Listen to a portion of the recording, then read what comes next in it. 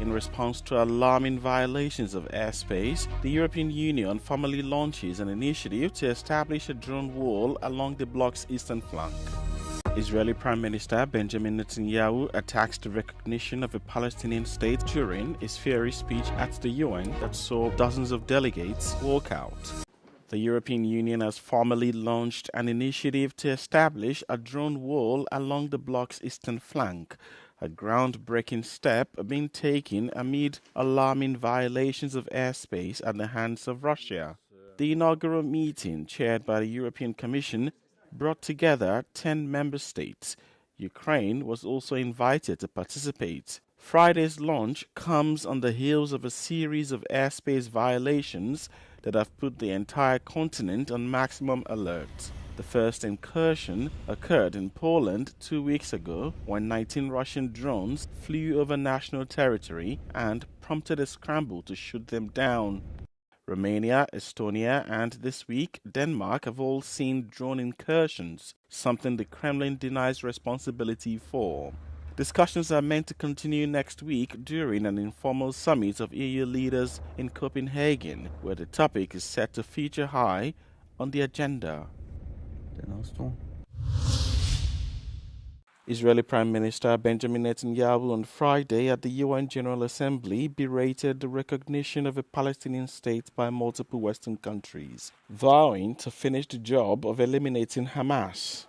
Netanyahu described the Palestinian state's recognition as a mark of shame that suggested, quote, murdering Jews pays off. Please order in the hall and please be seated. Well, I have a message for these leaders. When the most savage terrorists on earth are effusively praising your decision, you didn't do something right. You did something wrong, horribly wrong. Your disgraceful decision will encourage terrorism against Jews and against innocent people everywhere. It will be a mark of shame on all of you. Dozens of delegates and diplomats staged a walkout as Netanyahu gave his address, leaving large parts of the conference hall empty.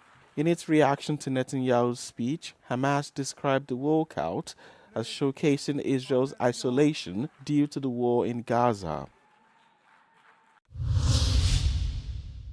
It's a truly historic and shocking decision. A Paris court sentenced former President Nicolas Sarkozy this Thursday to 5 years in prison for criminal conspiracy in an alleged scheme to finance his 2007 presidential election campaign using Libyan money in exchange for diplomatic favors. However, the former French president was acquitted of the other 3 charges. But what's really striking about this Thursday's decision is that the judge requested for a deferred detention order with immediate effect. This means that Nicolas Sarkozy will be summoned on October 13 to find out about the date and conditions of his incarceration, which cannot be avoided even if he appeals. His imprisonment would be a first in French modern political history. But at 70 years old, however, the former French president could request a conditional release. Here are some of his first words after he found out about the sentencing. Je demande aux Français qu'ils aient voté ou non pour moi, qu'ils me soutiennent ou non, d'apprécier ce qui vient de se passer. La haine n'a donc décidément aucune limite. J'assumerai mes responsabilités. Je déférerai aux convocations de la justice. Et s'ils veulent absolument que je dorme en prison, je dormirai en prison. Mais la tête haute. Je suis innocent. The court also imposed a 5-year ban from holding public office as well as a €100,000 fine. The judge said that they could not prove that Libyan money ultimately funded Sarkozy's 2007 campaign, but emphasized that conspiring to commit corruption is a crime in itself under French law. Sarkozy said that he plans to appeal this decision. This verdict adds to Sarkozy's growing legal troubles. He has already been convicted in 2 other cases.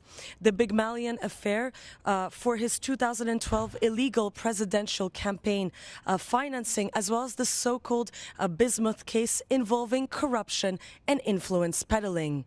Sofia Katzenkova reporting from Paris for Euronews. The global Sumud flotilla says its main vessel, the family boat, will not continue towards Gaza after suffering a serious mechanical failure in Crete. Activists on board have been moved to other ships as the convoy, which includes climate activist Greta Thunberg, repairs damage from recent drone attacks. The family boat was hit by a drone earlier this month, one of the several assaults targeting the humanitarian convoy as it tries to break Israel's naval blockade of Gaza. Italy's President Sergio Mattarella has appealed directly to activists on board to accept an offer from the Catholic Church. The Latin Patriarchate of Jerusalem has said it would take the aid the flotilla is carrying for Gaza and deliver it. Both Italy and Spain have deployed ships for potential rescue and assistance. Portugal has ruled out a military escort for the boats, despite several Portuguese nationals on board. The flotilla has vowed to continue its mission despite setbacks, delays, and what it says is political pressure. The boats are currently in waters off Crete before they begin their next push towards Gaza. US President Donald Trump on Thursday signed an executive order he says will allow TikTok to continue operating in the US. The Chinese-owned social media app's future was at stake after US officials raised data security concerns.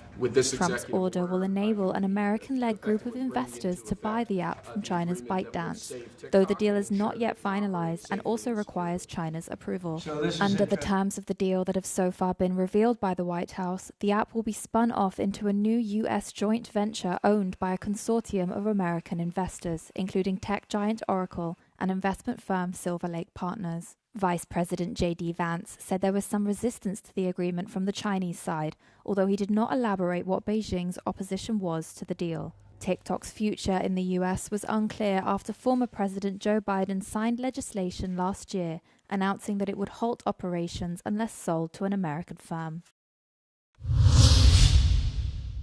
Former FBI Director James Comey has been indicted on charges of making false statements and obstruction tied to his testimony before Congress in 2020. Prosecutors say he lied about whether he authorized links of classified information during hearings linked to the Russia investigation, the same probe into Donald Trump's 2016 campaign that the former president has long dismissed as a hoax. The indictment comes just days after Trump urged his attorney general to prosecute Comey. Trump called the charges justice for the U.S. Comey is the first senior official tied to the Russia probe to face prosecution, raising concerns that the Justice Department is being weaponized for political ends. It's a subject that has caused a stir in French politics, the so-called Zucman tax. The proposal, devised by economist Gabrielle Zucman, suggests that tax households that own more than €100 million in assets contribute at least 2% of their wealth every year. It aims to restore a greater amount of tax justice, whilst at the same time generating revenue as France struggles to balance its budget. The first one is that it's a very popular measure. So like the latest poll that I've seen, I think placed it at like an approval rate of like 86% across the population and also importantly across the political spectrum. The second thing is that it does respond to a problem. So the problem being the ultra-rich pay less. According to Zucman, the scheme would make it possible to make up part of France's deficit without making deep budget cuts. The tax could bring in around 20 billion euros for the French government. The cumulative effect at an EU level would be even greater. It's estimated that such a tax would bring in 67 billion euros for member states. But other economists say that these figures don't add up. On n'arrivera pas à 20 milliards, ça j'y crois absolument pas. Alors certaines estimations arrivent plutôt à 5 milliards, mais moi je me pose même des questions. Je pense qu'il est même possible que ça ne rapporte rien. Parce qu'il y a, comme je le disais, il y a une dynamique d'ajustement du comportement qui est souvent très sous-estimée par les économistes, qui font que les personnes ne se laissent pas faire. Il y a des stratégies qui sont utilisées pour essayer d'éviter cet impôt-là. In Europe, Spain has had a solidarity tax on large fortunes for 3 years. Norway and Switzerland also apply a tax on very high incomes. But these two countries have particularly high financial resources. Other countries have a partial taxation of the ultra-rich, such as France, Belgium, the Netherlands and Italy, which tax very specific assets. Storm Gabrielle reached Portugal's Azores Islands late Thursday into the early hours of Friday morning, reaching a speed of 185 kilometers per hour and causing over 100 incidents. According to Portugal's civil protection, there had been 4 cases of damage to homes. Of the 103 incidents, 49 were resolved according to the civil protection update. Most reports were of falling trees, poles and damage to a roof, with no casualties being reported.